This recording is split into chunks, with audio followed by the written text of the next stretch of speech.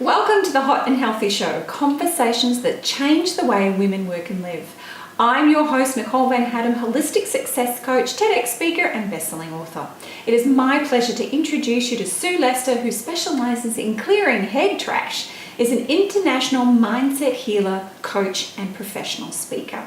She works with individuals, teams, and audiences, optimizing their unconscious blueprints so they feel successful on the inside, reigniting their zest for life's adventure and achieving their elusive life balance. She's the author of The Face Within, How to Change Your Unconscious Blueprint, and Answering the Call to Adventure. Our topic today is how to clear head trash.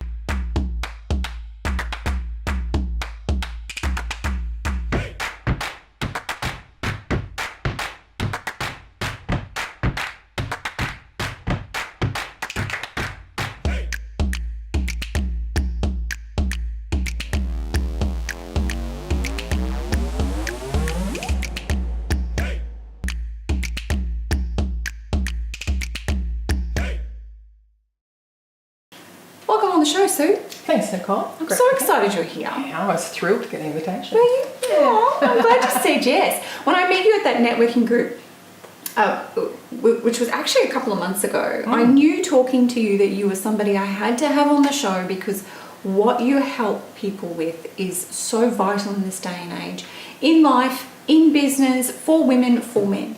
So we've called it clearing head trash, and that quite engaged me when I met you and we were talking about it. I was like, yeah, I've got some junk up here that I'd like to clean out. We all do. We all do. What do you call head trash? How would you describe it? Okay, so head trash is what wakes you up at 3 o'clock in the morning with the should haves, the if onlys, the what ifs. It's the bad habits, it's the trauma from your past, it's anything that blocks your way forward.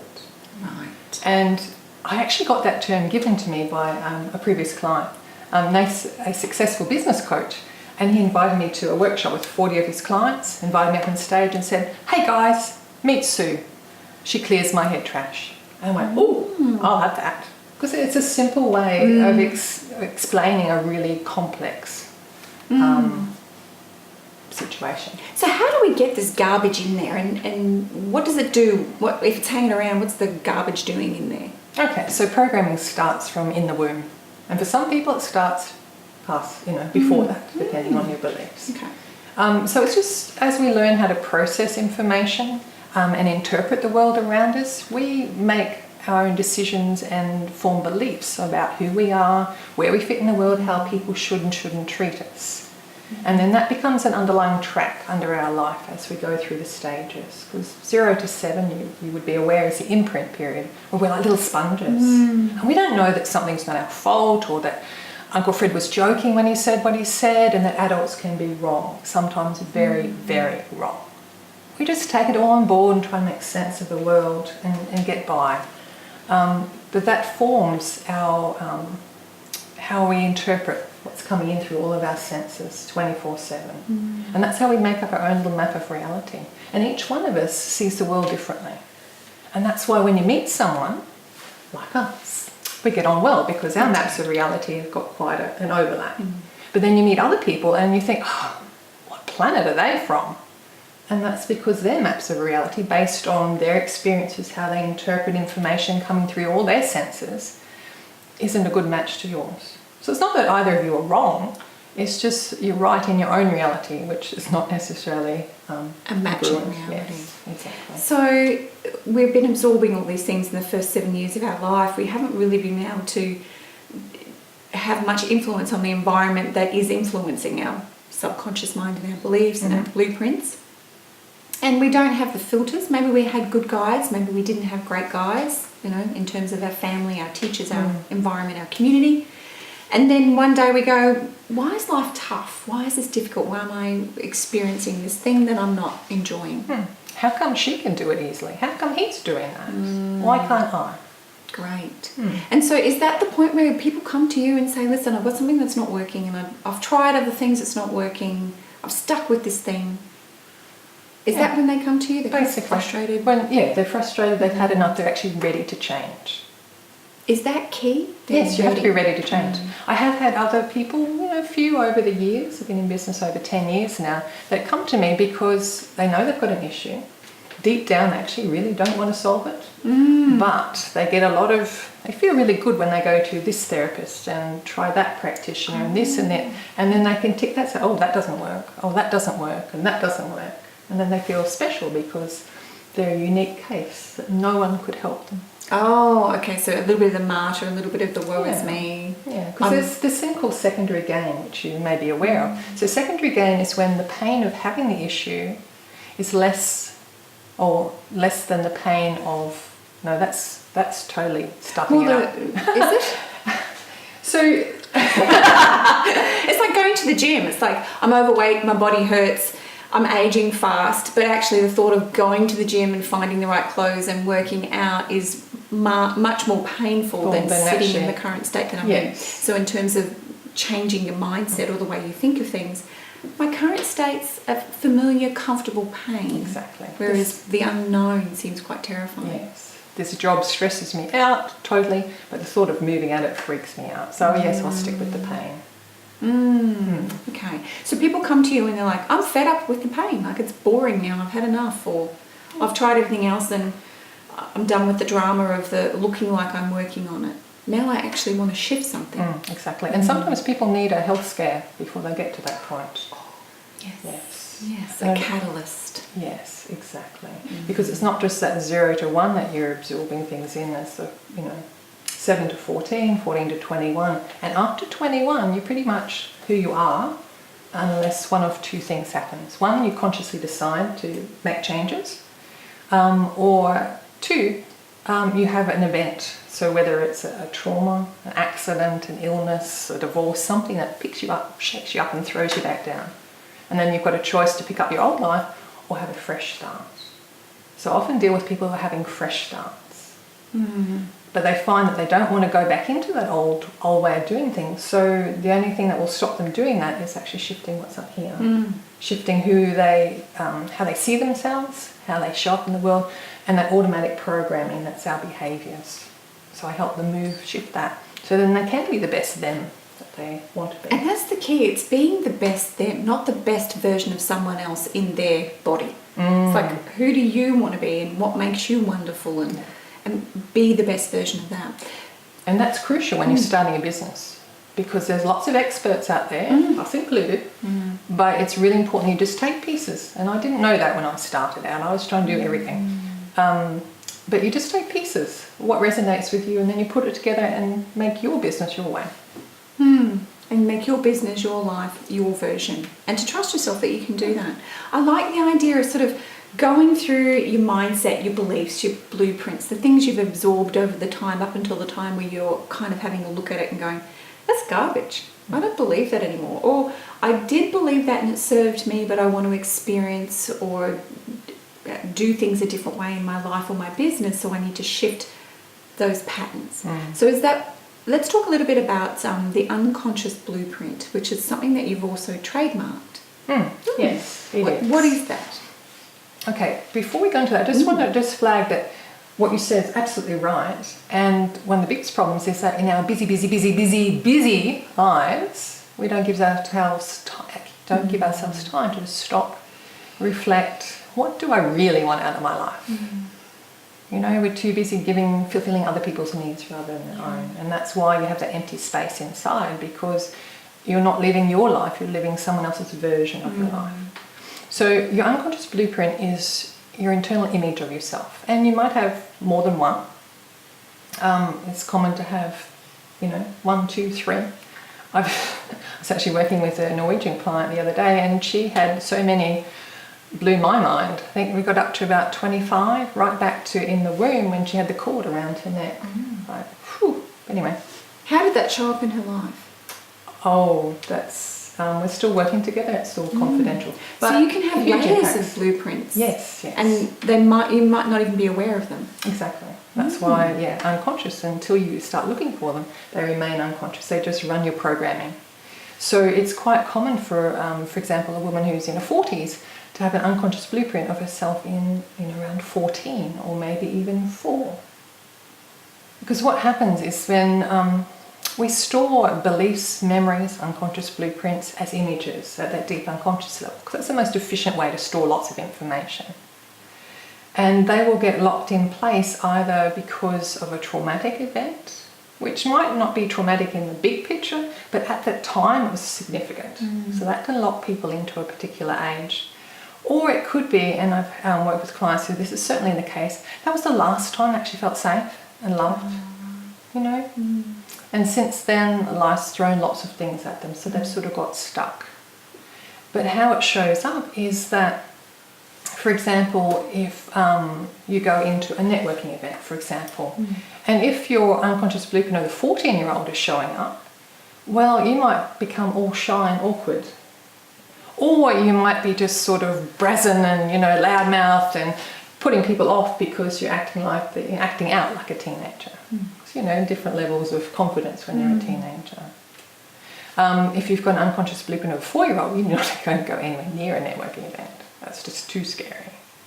I love that. I love that.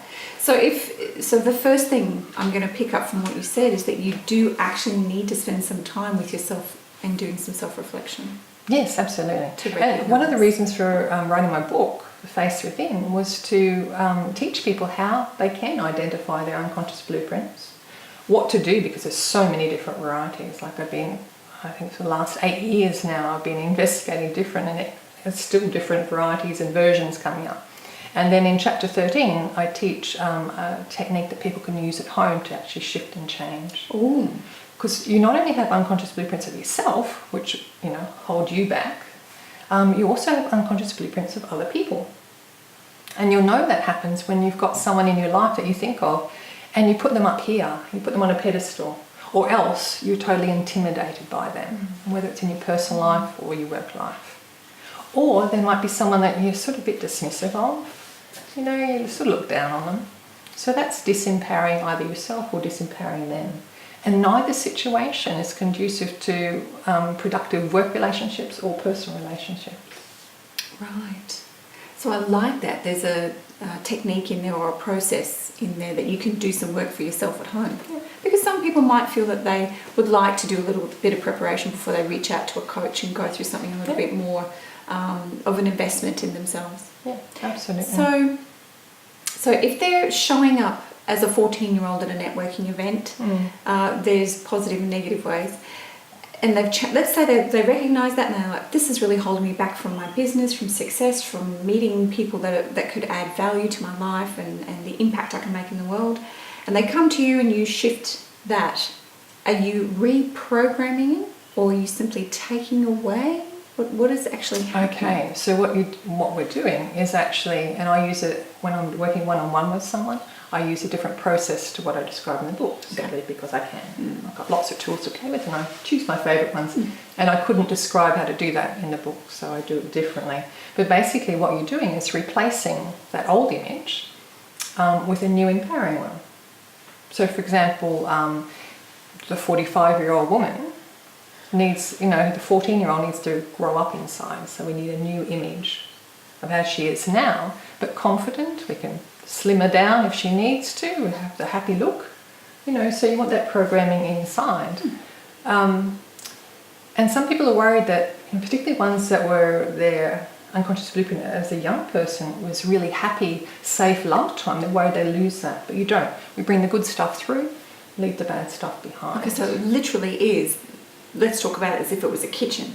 The kitchen table's great, the benches are great, you've got a great oven, but there's a pile of garbage in there. All you're doing is going in and saying, well, this doesn't belong in here, let's remove it. And then you've got this beautiful, shiny, gorgeous kitchen. What are you going to do with this gorgeous kitchen? Yes. What are you going to cook in here now? Yeah. Yes, that's one way of describing it. And also, unconscious blueprints can actually be as now, but disempowering. Okay. So you might see yourself as your current age, but you see yourself as meek, mild, victim, sort of, or incredibly unhealthy looking. So do you think it could also help somebody with weight loss? Oh, yeah, it has. Okay, yeah, great. Definitely. What are some of the results your clients have been getting by working with you? The befores and afters? 10 years worth of case studies. Here they are. On my website, in my book, all over the place. It's things like being able to... I had a client who felt fat and frumpy, and she felt like her business was actually outgrowing her. Like, she could see it taking off, and she was feeling left behind because of how she felt inside, how she showed up in the world. So we updated her unconscious blueprint to the sleek corporate, the look that matched with where her business was going. And she flew. She went up there and on and into the clouds. So you changed the internal version of herself? Yes. Did the external change? Yes, because we had 2 weeks between sessions. In that 2 weeks, I was expecting a shift, but I wasn't expecting the image consultant, the hairdressing, having a nails done, going back to the gym, walking the dog every day. She just grabbed it. Yeah, she just, because it just matched. It was just that one little thing. Yeah, so beautiful. So that's an example where it was as is now, but just needed a little fine tuning. Another case was she was 26 at the time, and when she came to me, she showed up in dirty feet in thongs, crumpled shorts, crumpled teeth. It looked like she'd just fallen out of bed, and she had 11 o'clock in the morning. She was in an abusive situation, abusive relationship, but because her childhood was so traumatic, she actually thought the relationship she was in now was positive because it was so much better than what she'd grown up with.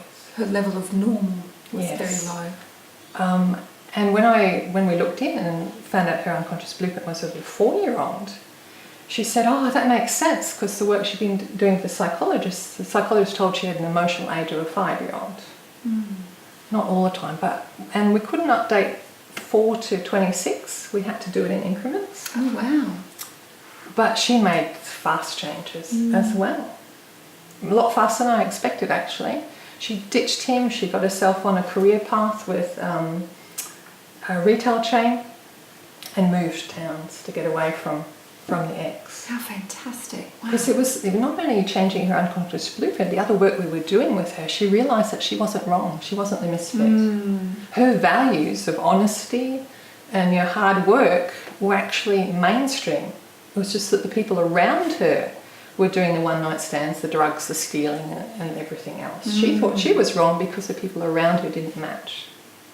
I love that. So it was holding up another vision and confirmed to her that there's nothing wrong with her. She was fine. Oh, I love that. I like that a lot, actually. And have you experienced any of this work with people with PTSD? That's part of it. Yes. Yes. Because it would be a similar. You're not wrong. There's nothing. You're not wrong. Yeah. And it's the tools and techniques I use, and I've got a lovely toolbox for, can leave the past behind and heal through doing that. I get a sense of freedom. Yes. Well, that's what it is. In the way you're describing. Lighter, freer. Because you haven't got that big backpack of, luggage that you're lugging around. You don't have that sick feeling in your stomach that, oh, if only I was brave enough, if only I was smart enough, if only. And, you're fine. You're fine. You are all those things. Yeah. Maybe there's a few layers of garbage and trash that need to be taken out. Yeah, exactly. It's clearing out. Because intrinsically, you're absolutely fine. Everything you need's inside. It's just washing away the muck and everyone else's. Because that stuff that's covering you isn't your stuff, it's other people's stuff. They've thrown that muck at you and you've just forgotten to duck or didn't realise you could duck. Or didn't know you could clean it off. Because there is that, I'm so familiar with my pain or so familiar with my patterns that perhaps not realising that isn't who you are, and you have a choice to easily let go. And can it be easy? As easy as letting go? Exactly. I have a strong belief that it's not necessary to relive any trauma when you're healing. I won't go anywhere near therapies that involve dumping you back in your stuff to wade through it again. So I like people to feel safe and just let it go easily. Wonderful. Very rewarding. Now, I want to ask you something about you, the adventurer. Me, the adventurer. Have you always been an adventurer? Yes. Have you? I think I was born with a travel bug. I must have been. Because my earliest memory was a horrible accident. My second earliest memory was sitting in my brother's bedroom with my hands freshly cleaned, watching Mum reach up into this wardrobe to pull down this book and opening it up, and out folded, paper folding of the Buckingham Palace. Oh. I was like, wow. And it was of the Queen and her 2 children. So it was a very old book. And I decided then I was going to go to England to see the Queen in the palace. And then when I was 6, I saw the movie Born Free with Elsa the Lioness. Oh, Africa on the list. And I just kept adding things to my list. And my beliefs, and I guess I had support from my parents to that degree, was that, and I'm not even sure I told them. But anyway, I always had the belief that I would be able to do all those things. And so you've done them, been to the palace? Yeah, been to the palace. Been to Africa? Liz came out the balcony, waved to me. She did. She did. She waved right at me. Sue, who the Queen has waved at. Yes, very special. And Africa? Oh, 4 times. What have you done there? What have I done? I did a 5-month overlanding that included gorillas and canoeing along the Zambezi, dodging hippos. So East and Southern Africa. I went back when I worked in the adventure travel industry and did the luxurious safari through Mauritius and Kenya. It's beautiful, which is where I picked up my Kikuyu wise man. And then the last 2 trips have been to Nakuru, which is in Kenya, and I've been volunteering at Gabrielle's School and Orphanage. It's in the slums of Nakuru, which is what the bracelet's about. Kenyan flag, Gabrielle's the name of it. Beautiful. It's in my heart. Aww. It's just amazing. Good friend of mine who's based in Fremantle set it up. So yeah. Where's the next adventure? Well, definitely going back to Kenya. We've got 3 kids there now. Oh wow. So there.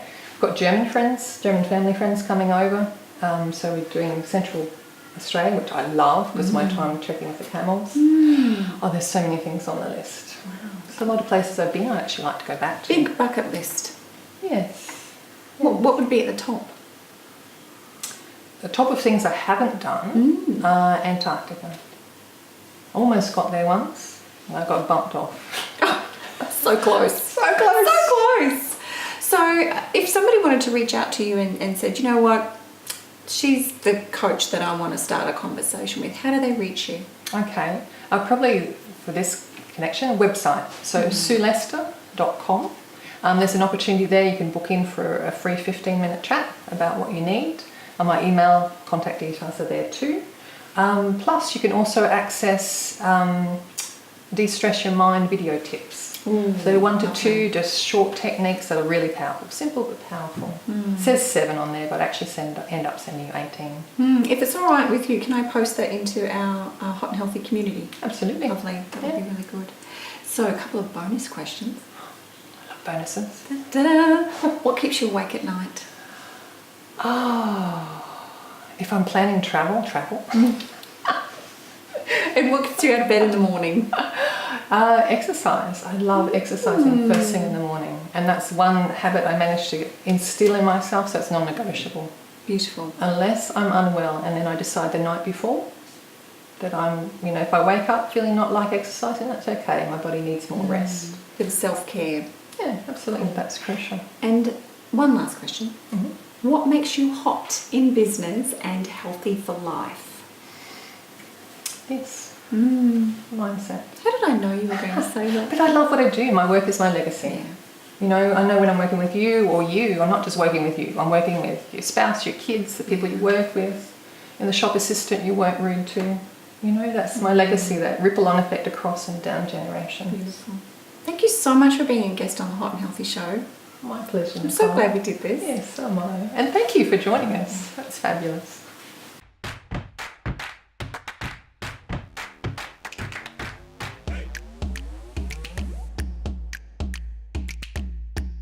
If you like this episode, make sure you hit the subscribe button and go and check out all our other videos. I'll see you in the next one.